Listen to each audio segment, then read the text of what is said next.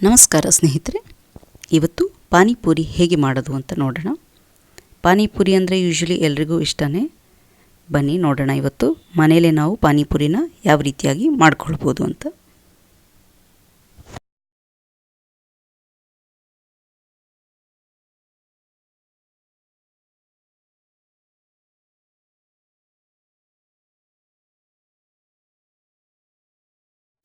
ಶುರುನಲ್ಲಿ ಪಾನಿಪುರಿಗೆ ಬೇಕಾಗಿರೋ ಪಾನಿನ ರೆಡಿ ಮಾಡ್ಕೊಳ್ಳೋಣ.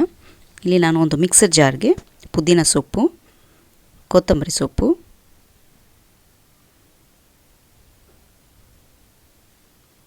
ಹಸಿಮೆಣಸಿನ್ಕಾಯಿ, ಶುಂಠಿ, ಹುಣಸೆಹಣ್ಣು,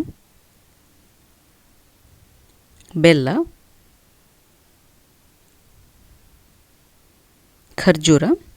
ಖರ್ಜೂರದ ಬೀಜ ನಾನು ತೆಗೆದಿದ್ದೀನಿ. ಹಾಗೆ ಸ್ವಲ್ಪ ನೀರು ಹಾಕಿಬಿಟ್ಟು ಗ್ರೈಂಡ್ ಮಾಡ್ಕೊಳ್ತಾ ಇದ್ದೀನಿ ಸ್ಮೂತಾಗಿ.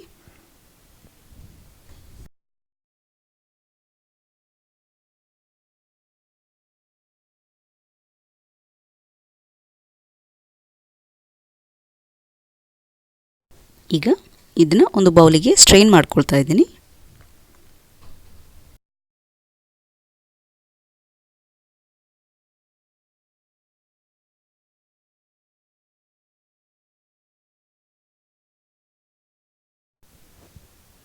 ಸ್ಟ್ರೈನ್ ಮಾಡ್ಕೊಳ್ಬೇಕಾದ್ರೆ ಸ್ವಲ್ಪ ನೀರು ಹಾಕ್ಕೊಳ್ತಾ ಇದ್ದೀನಿ.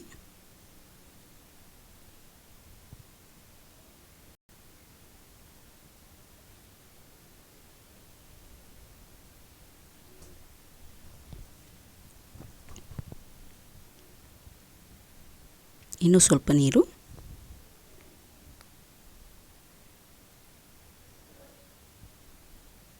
ಜೊತೆಗೆ ಬ್ಲ್ಯಾಕ್ ಸಾಲ್ಟ್,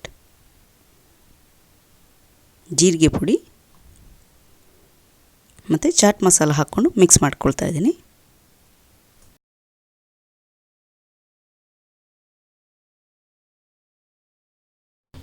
ಈಗ ಪಾನಿ ರೆಡಿ ಇದೆ. ಇದನ್ನು ನೀವು ಬೇಕು ಅಂದರೆ ರೆಫ್ರಿಜರೇಟ್ ಮಾಡ್ಕೊಳ್ಬೋದು, ಇಲ್ಲಾಂದರೆ ಹಾಗೇ ಯೂಸ್ ಮಾಡ್ಕೊಳ್ಬೋದು. ನೆಕ್ಸ್ಟು ಸ್ಟಫಿಂಗ್ ರೆಡಿ ಮಾಡ್ಕೊಳ್ಳೋಣ. ಇಲ್ಲಿ ನಾನು ಪೊಟೆಟೋಸ್ನ ಬಾಯ್ಲ್ ಮಾಡಿ ಮ್ಯಾಶ್ ಮಾಡಿ ಇಟ್ಕೊಂಡಿದ್ದೀನಿ. ಇದನ್ನು 4 ವಿಸಿಲ್ಸ್ ತನಕ ಬಾಯ್ಲ್ ಮಾಡ್ಕೊಂಡಿದ್ದೀನಿ. ಹಾಗೆಯೇ ಇಲ್ಲಿ ಬ್ಲ್ಯಾಕ್ ಚನ್ನ ತೊಗೊಂಡಿದ್ದೀನಿ. ಇದನ್ನು ನಾನು ಓವರ್ನೈಟ್ ನೆನೆಸಿಟ್ಬಿಟ್ಟು 4 ವಿಸಿಲ್ಸ್ ತನಕ ಪ್ರೆಷರ್ ಕುಕ್ ಮಾಡ್ಕೊಂಡಿದ್ದೀನಿ. ಇದನ್ನು ಪೊಟೆಟೋಸ್ ಜೊತೆ ಹಾಕ್ಕೊಳ್ತಾ ಇದ್ದೀನಿ. ರುಚಿಗೆ ತಕ್ಕಷ್ಟು ಉಪ್ಪು ಮತ್ತು ಸ್ವಲ್ಪ ಮೆಣಸಿನ ಪುಡಿ, ಇದನ್ನು ಹಾಕ್ಬಿಟ್ಟು ಚೆನ್ನಾಗಿ ಮಿಕ್ಸ್ ಮಾಡ್ಕೊಳ್ಳೋಣ.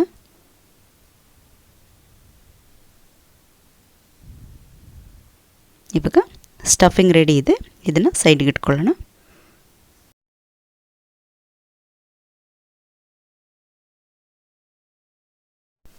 ಈಗ ಪಾನಿಪುರಿಗೆ ಬೇಕಾಗಿರೋ ಪೂರಿನ ರೆಡಿ ಮಾಡ್ಕೊಳ್ಳೋಣ.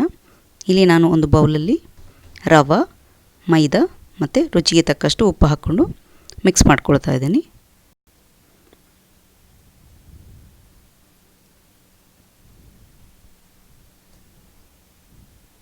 ಈಗ ನೀರು ಹಾಕಿಬಿಟ್ಟು ಚಪಾತಿ ಹಿಟ್ಟಿನ ಹದಕ್ಕೆ ಹಿಟ್ಟು ಕಲಿಸ್ಕೊಳ್ಬೇಕು.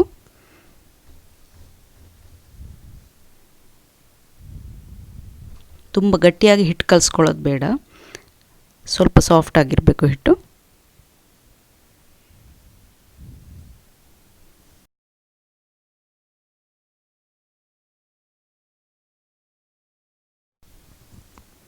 ಇದನ್ನು ಚೆನ್ನಾಗಿ ನಾದ್ಕೊಳ್ಬೇಕು 2 ರಿಂದ 3 ನಿಮಿಷ.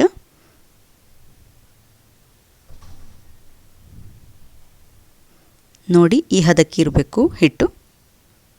ತುಂಬ ಗಟ್ಟಿ ಮಾಡ್ಕೊಳ್ಳೋಕೆ ಹೋದರೆ ಆಮೇಲೆ ಅದು ಇನ್ನಷ್ಟು ಗಟ್ಟಿ ಆಗಿಬಿಡುತ್ತೆ. ಈಗ ಇದನ್ನು ಒಂದು ಒದ್ದೆ ಬಟ್ಟೆಯಿಂದ ಕವರ್ ಮಾಡಿ ಇಟ್ಕೊಳ್ಳೋಣ. 15 ರಿಂದ 20 ನಿಮಿಷ ರೆಸ್ಟ್ ಮಾಡೋಕ್ಕಿಡೋಣ.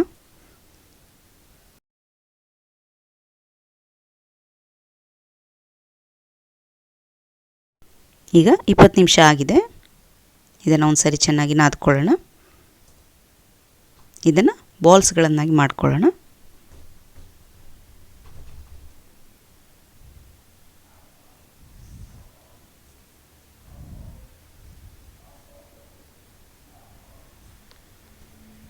ಈಗ ಮಾಡಿಟ್ಕೊಂಡಿರೋ ಬಾಲ್ಸ್ನ ಒದ್ದೆ ಬಟ್ಟೆಯಿಂದ ಕವರ್ ಮಾಡಿ ಇಟ್ಕೊಳ್ಳೋಣ. ಈಗ ನಾನು ಇದನ್ನು ರೋಲ್ ಮಾಡ್ಕೊಳ್ತಾ ಇದ್ದೀನಿ. ಇದನ್ನು ತೆಳ್ಳಗೆ ರೋಲ್ ಮಾಡ್ಕೊಳ್ಬೇಕು. ತೆಳ್ಳಗೆ ರೋಲ್ ಮಾಡಿಕೊಂಡಷ್ಟು ಪೂರಿ ಚೆನ್ನಾಗಿ ಫ್ಲಫಿಯಾಗಿ ಬರುತ್ತೆ.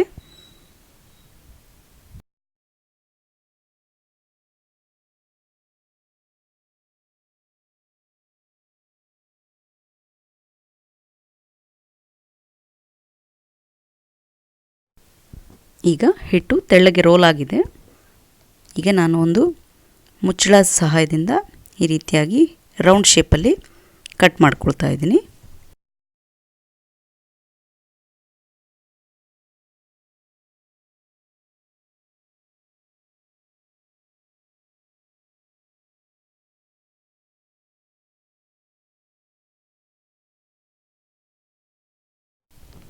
ಈ ರೀತಿಯಾಗಿ ಎಲ್ಲ ಪೂರಿಸ್ನ ರೆಡಿ ಮಾಡ್ಕೊಳ್ಳೋಣ.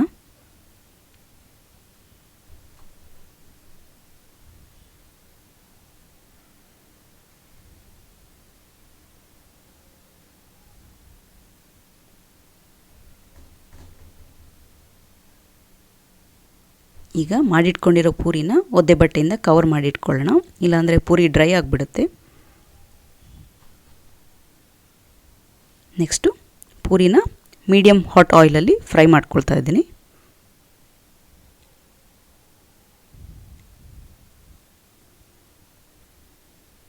ನೋಡಿ, ಹಾಕ್ತಿದ್ದಂಗೆ ಈ ರೀತಿಯಾಗಿ ಉಬ್ಕೊಂಡು ಬರಬೇಕು ಪೂರಿ. ಹಾಗಿದ್ರೆ ಟೆಂಪ್ರೇಚರ್ ಕರೆಕ್ಟ್ ಇದೆ ಅಂತ ಅರ್ಥ. ಈಗ ಇದನ್ನು ಬ್ರೌನ್ ಆಗೋ ತನಕ ಫ್ರೈ ಮಾಡ್ಕೊಳ್ಳೋಣ. ಬ್ರೌನ್ ಆಗಿ ಕ್ರಿಸ್ಪಿಯಾಗಿ ಆಗಬೇಕು, ಅಲ್ಲಿ ತನಕ ಫ್ರೈ ಮಾಡ್ಕೊಳ್ಬೇಕು.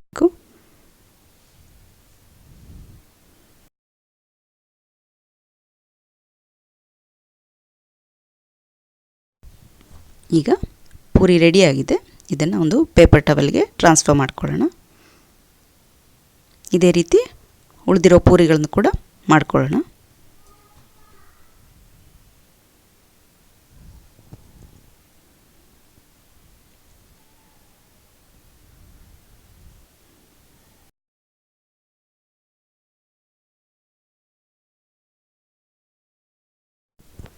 ನೀವು ಪೂರಿಗಳನ್ನು ಈ ರೀತಿಯಾಗಿ ಮಾಡಿ ಏರ್ ಟೈಟ್ ಕಂಟೈನರಲ್ಲಿ ಹಾಕಿಬಿಟ್ಟು 2ರಿಂದ 3 ದಿನಗಳ ತನಕ ಇಟ್ಕೊಳ್ಬೋದು.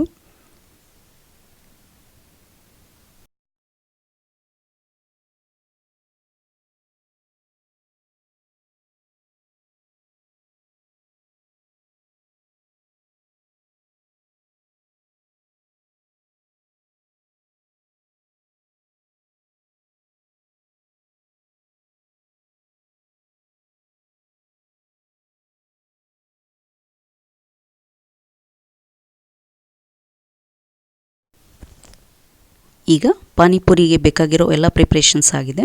ಇಲ್ಲಿ ನಾನು ಒಂದು ಮೀಡಿಯಮ್ ಸೈಜ್ನ ಈರುಳ್ಳಿನ ಕೂಡ ಹೆಚ್ಚಿಟ್ಕೊಂಡಿದ್ದೀನಿ. ಈಗ ಪಾನಿಪುರಿನ ಸರ್ವ್ ಮಾಡೋಣ.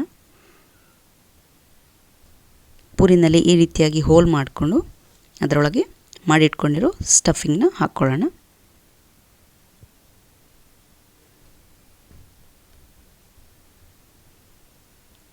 ಜೊತೆಲಿ ಹೆಚ್ಚಿಟ್ಕೊಂಡಿರೋ ಈರುಳ್ಳಿನ ಕೂಡ ಹಾಕ್ಕೊಳ್ತಾ ಇದ್ದೀನಿ. ಇದೇ ರೀತಿ ಎಷ್ಟು ಪೂರಿಗಳು ಬೇಕೋ ಅಷ್ಟು ಪೂರಿಗಳನ್ನು ಸ್ಟಫ್ ಮಾಡಿ ಇಟ್ಕೊಳ್ಳೋಣ. ಈಗ ಪೂರಿಗಳು ಸ್ಟಫ್ ಆಗಿದೆ. ಇದನ್ನು ಪಾನಿ ಜೊತೆ ಸರ್ವ್ ಮಾಡೋಣ.